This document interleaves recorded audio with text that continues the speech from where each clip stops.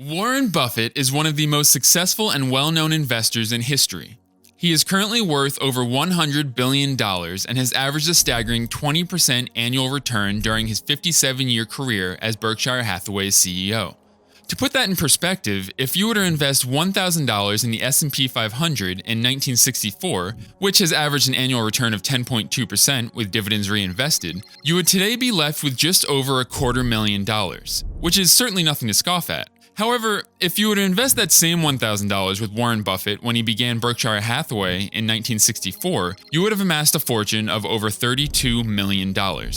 That's the difference a 10% return can make, and it's staggering when placed side by side. So yeah, compound interest is a pretty big deal. There's a reason Albert Einstein described it as the eighth wonder of the world, further saying, "He who understands it earns it. He who doesn't pays for it." So what are Warren Buffett's tips for beating the market? Are these tips still applicable today? And what could this mean for your future? Before we start, please consider hitting the like button for the YouTube algorithm. It really helps out the channel and I genuinely appreciate it. Alright, let's get into it. Warren Buffett has been known to jokingly state that the first rule to investing is to not lose money, and the second rule to investing is to not forget the first rule. This strategy, although a bit tongue-in-cheek, focuses on minimizing risk and maximizing reward. Or as Monish Pabrai, a great investor in his own right, often puts it, "I like to buy free lottery tickets, and heads I win, tails I don't lose much." So, alright, this sounds great in theory, but how exactly do we invest in stocks without losing money? Well, Buffett's first tip is to treat a stock like a business. Something all too forgotten in today's markets of meme stocks, cryptocurrencies, NFTs, and bets that are guaranteed to go to the moon, is that when you invest in a stock, you're actually buying a small portion of a company. When that company makes profit, it can provide you a return on your money by doing only one of three things: paying you out in dividends, buying back company shares on the stock market, which in turn remove those shares from the market and increase the value of remaining shares, so now you own more of the pie, and thirdly, it can reinvest the money back into the business, which can take the form of growing current operations to increase profits, make acquisitions of other companies, or simply to pay down debt. This is very important to understand. A company's valuation is based around the present value of its future cash flow, or simply put, a business is valued based on the amount of cash it can generate in the future, which makes sense.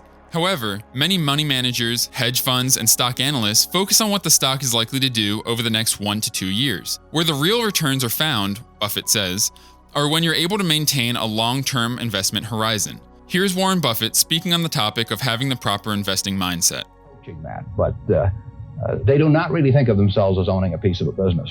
The real test of whether you're investing from a value standpoint or not is whether you care whether the stock market is open tomorrow. If you're making a good investment in a security, it shouldn't bother you if they close down the stock market for 5 years. So in other words, if 5 years ago you were to invest $1,000 into, say, Apple, Amazon, and Visa, you'd be fairly certain that your money was safe and with great businesses heading in a good direction. Sure, the market as a whole may have fallen during that time, but the long-term projection of those companies should outweigh any short-term fluctuations.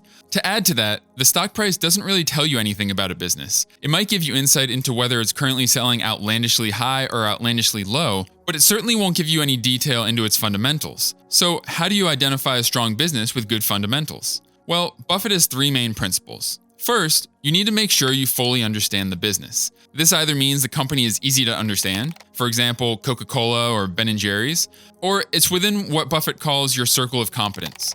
If you have deep insight into a particular market sector due to your experience or knowledge, then you'd likely be able to use that information to create an unfair advantage against other investors. And number two, make sure the business is protected from competition with durable and intrinsic characteristics. Here, he describes this as a moat around a castle. Most important thing you can, what we're trying to do is we're trying to find a business with a wide and long-lasting moat around it, protecting a terrific economic castle with an honest lord in charge of the castle. In essence, that's what business is all about. I mean, you may want to be the lord of the castle yourself, in which case you don't worry about that last factor. But what we're trying to find is a business that, for one reason or another, it can be because it's the low-cost producer in some area. It can be because it has a natural franchise, because of service capabilities. It could be because of its position in the consumer's mind. It can be because of a technological advantage.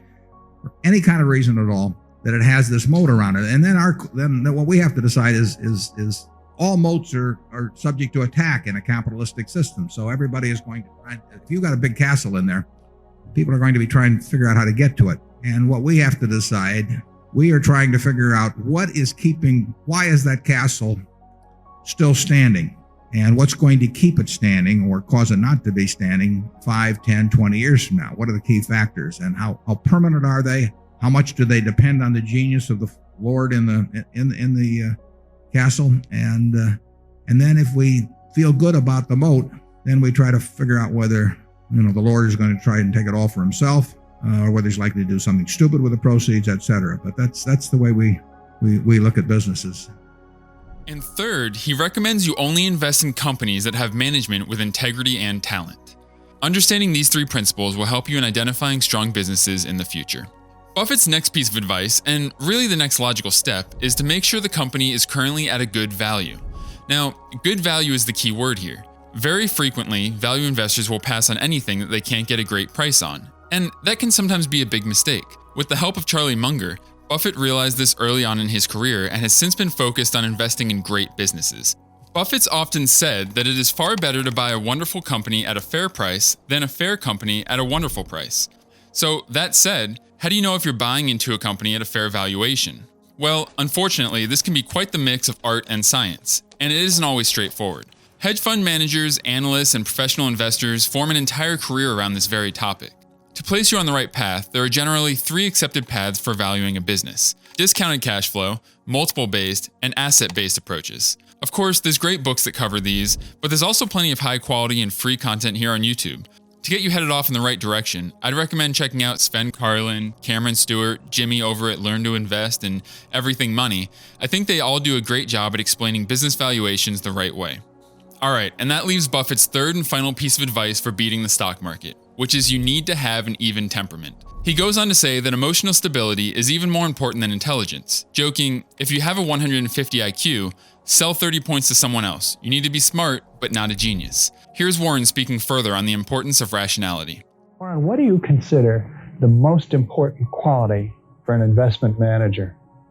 It's a temperamental quality, not an intellectual quality. You don't need tons of IQ in this business. I mean, you have to have enough IQ to get from here to downtown Omaha, but you do not have to be able to play 3-dimensional chess or be in the top leagues in terms of bridge playing or something of the sort. You need a stable personality. You need a temperament that neither derives great pleasure from being with the crowd or against the crowd, because this is not a business where you take polls. It's a business where you think. And Ben Graham would say that you're not right or wrong because 1,000 people agree with you. And you're not right or wrong because 1,000 people disagree with you. You're right because your facts and your reasoning are right. To stay grounded, Buffett has famously never lived near Wall Street and has purposefully stayed in his hometown of Omaha 1,000 miles away in order to decrease the amount of buzz and stimulation he receives on a daily basis. How can you stay away from Wall Street? Well, if I were in Wall Street, I'd probably be a lot poorer at you get overstimulated in Wall Street, and you hear lots of things, and you may shorten your focus, and a short focus is not conducive to long profits. And here I can just focus on what businesses are worth, and I don't need to be in Washington to figure out what the Washington Post newspaper is worth, and I don't need to be in New York to figure out what some other company is worth. It's simply an intellectual process. And the less static there is in that intellectual process, really the better off you are. So there you have it. Buffett's 3 main principles for achieving a 20% return in the stock market. So that leaves one question. Are these tips still applicable today? The short answer is yes. I nor Warren Buffett have any idea where the market will be 3 years from now, but I am fairly confident that it will be much higher 30 years from now.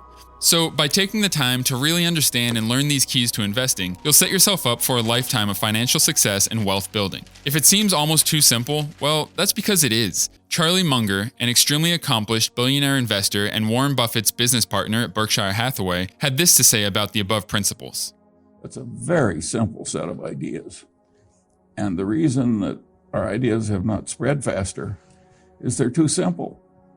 The professional classes can't justify their existence if that's all they have to say. I mean, it's also obvious and so simple. what would they have to do with the rest of the semester?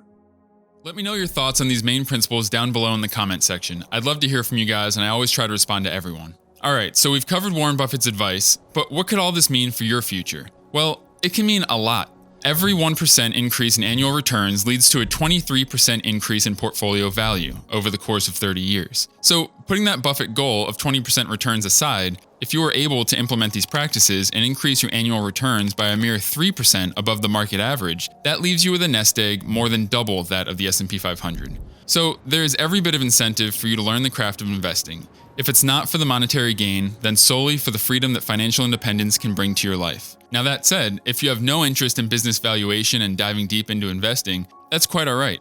Even if you were to place your money in the S&P 500 index fund and never touch it for 30 years, you're still expected to perform better than 93% of current active money managers today. That's not so bad after all. So to wrap up, Warren Buffett's 3 tips for beating the market and achieving a 20% annual return are: treat a stock like a business, invest only in strong businesses with good fundamentals, make sure you purchase stocks that are good in value, do not get pulled into speculation, and learn how to properly value a business with discounted cash flow, multiple-based, and asset-based approaches. And lastly, maintain an even temperament and never invest with emotion. Alright, if you enjoyed this content, make sure to subscribe and hit the notification bell to be notified of future videos just like this one. To continue learning more about investing, watch the videos right here.